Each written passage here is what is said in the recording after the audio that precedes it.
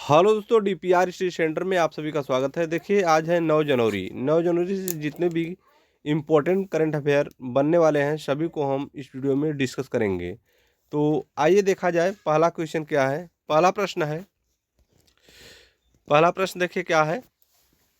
हाल ही में bio bitumen उत्पादन में दुनिया का पहला देश कौन बना? बायो बिटुमेन उत्पादन में दुनिया का पहला देश कौन बना? तो यह हो जाएगा भारत। ऑप्शन सी करेक्ट हो जाएगा, भारत। देखिए, इसके इम्पोर्टेंट पॉइंट देख लेते हैं।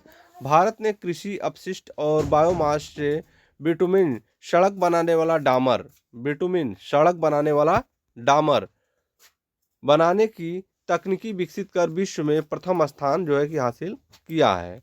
इससे कच्चे तेल के आयात पर निर्भरता कम होगी और पराली जलाने की समस्या का समाधान भी होगा। यह पहल वेस्ट टू वेल्थ यह पहल वेस्ट टू वेल्थ विजन को करने की दिशा में एक क्रांतिकारी कदम है। आगे देखिए, क्वेश्चन नंबर सेकंड है। क्या दिया गया है? ये आगामी परीक्षाओं के लिए काफ़ी इंपॉर्टेंट प्रश्न होने वाला है। क्वेश्चन नंबर 2 ध्यान दीजिएगा। हाल ही में संयुक्त राष्ट्र ने किस वर्ष को चारागाह और पशुपालकों के लिए अंतर्राष्ट्रीय वर्ष घोषित किया है? तो काफ़ी इंपॉर्टेंट प्रश्न है। तो किस वर्ष को घोषित किया गया है चारागाह और पशुपालकों के लिए अंतर्राष्ट्रीय वर्ष? 2026। करेक्ट ऑप्शन क्या होगा? 2026। ऑप्शन सी करेक्ट हो जाएगा। देखिए, इसके इंपॉर्टेंट पॉइंट देख लेते हैं। क्या दिया गया है? संयुक्त राष्ट्र महासभा ने वर्ष 2026 को वैश्विक स्तर पर चारागाहों के संरक्षण और पशुपालकों की आजीविका के प्रति जागरूकता बढ़ाने के लिए समर्पित किया है। चारागाह दुनिया के कुल भूमि क्षेत्र का लगभग आधा हिस्सा और पारिस्थितिकी तंत्र के लिए अत्यंत महत्वपूर्ण है। देखिए, यह घोषणा पशुपालन और सतत कृषि को बढ़ावा देने के भारत के प्रयासों के अनुरूप है। ठीक है, तो ध्यान दीजिएगा, काफ़ी इंपॉर्टेंट प्रश्न है। ठीक है, आगे देखिए क्या दिया है। क्वेश्चन नंबर 3 है। हाल ही में किसके द्वारा 21 से 23 जनवरी 2026 तक भारत मंडपम नई दिल्ली में प्रथम India international conference on democracy and election management आयोजित किया गया है? तो यह किसके द्वारा आयोजित किया गया है? भारत का निर्वाचन आयोग द्वारा आयोजित किया गया है। ऑप्शन बी करेक्ट आंसर हो जाएगा। देखिए, इसके पॉइंट देख लेते हैं।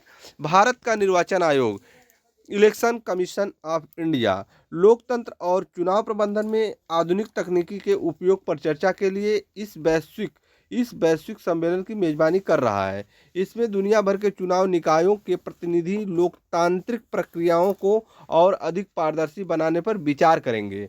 भारत मंडपम प्रगति मैदान G20 शिखर सम्मेलन के बाद से अंतर्राष्ट्रीय कार्यक्रमों का मुख्य केंद्र बन गया है। आगे देखिए, क्वेश्चन नंबर 4 है। हाल ही में मशहूर माधव गौडगिल का 82 वर्ष की उम्र में निधन हो गया।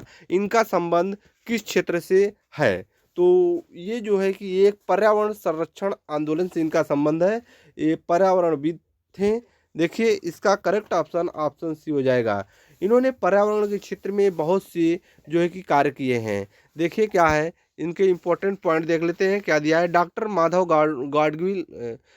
माधव गॉडगिल एक प्रसिद्ध पारिस्थितिकी विज्ञानी थे जिन्होंने पश्चिमी घाट, इनका जो मुख्य कार्य था पश्चिमी घाट पारिस्थितिकी विशेषज्ञ पैनल की अध्यक्षता की थी। उन्हें पश्चिमी घाटों के संरक्षण के लिए दी गई उनकी गॉडगिल रिपोर्ट के लिए अंतर्राष्ट्रीय स्तर पर पहचान मिली थी। उन्हें पद्म भूषण और वोल्वो पर्यावरण पुरस्कार से सम्मानित किया गया था। देखिए, आगे देखते हैं। अगला प्रश्न क्या है? हाल ही में पृथ्वी घूर्णन दिवस कब मनाया गया? हाल ही में पृथ्वी घूर्णन दिवस क्या है? पृथ्वी घूर्णन दिवस कब मनाया गया?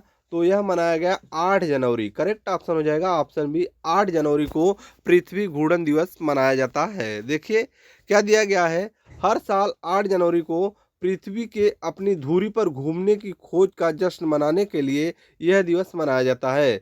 1851 में इसी दिन फ्रांसीसी भौतिकी विज्ञानी लियोन फौकाल्ट ने फौकाल्ट पेंडुलम के माध्यम से पृथ्वी के घूर्णन का प्रदर्शन किया था।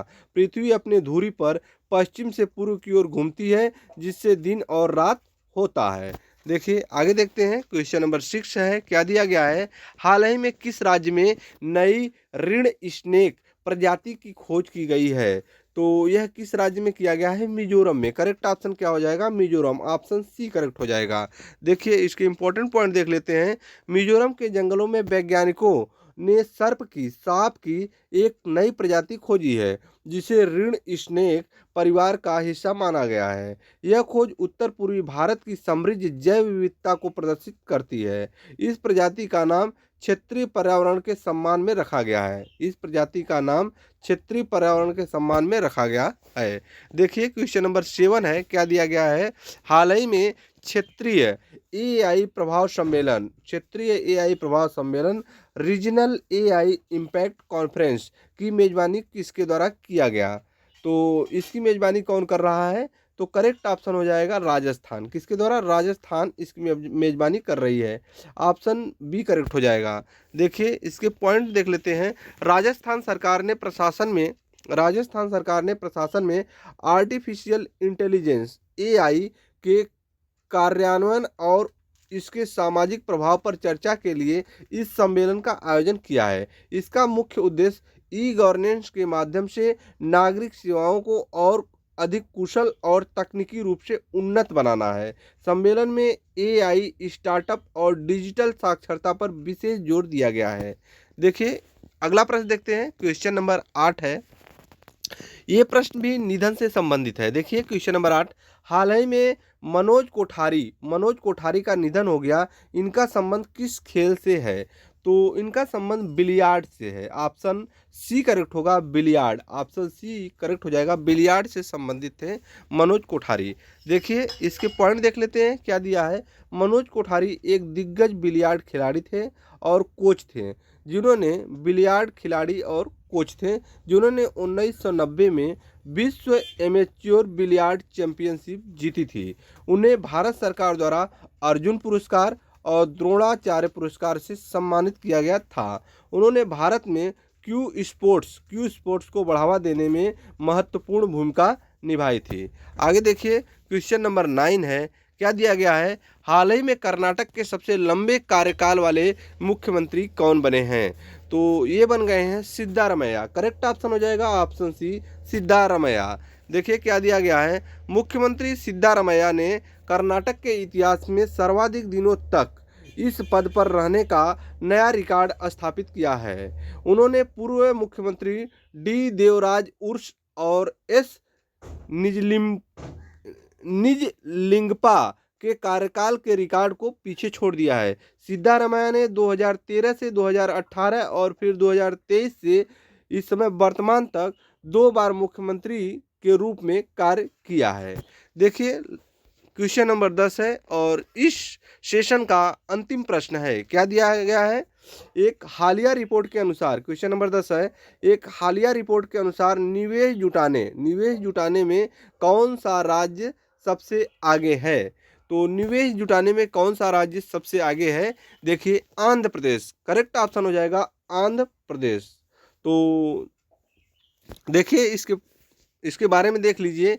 नवीनतम औद्योगिक आंकड़ों के अनुसार आंध्र प्रदेश अपनी व्यवसाय अनुकूल नीतियों और बुनियादी ढांचे के कारण नए निवेश प्राप्त करने में अव्वल रहा है।